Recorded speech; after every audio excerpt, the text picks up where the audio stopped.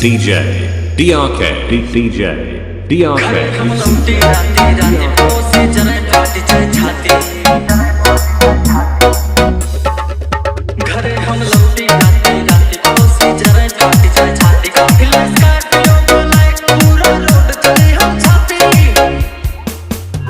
भी के पट्टी पे कंडा तना रहेगा दबदबा है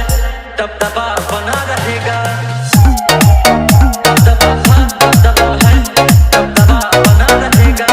DRK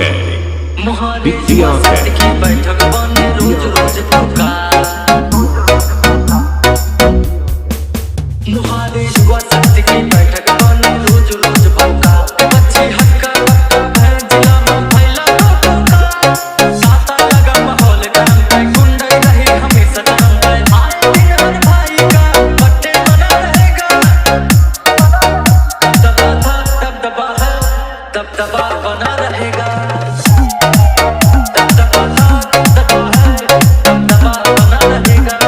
DRK DRK साथ जाना थी रही है गाना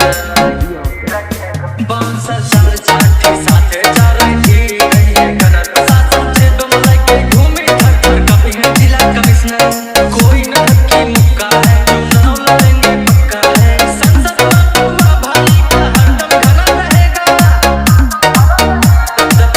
दबदबा है दबदबा बना रहेगा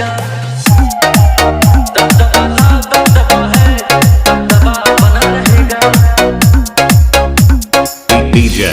DRK DJ DRK DJ DRK DJ DRK DJ DRK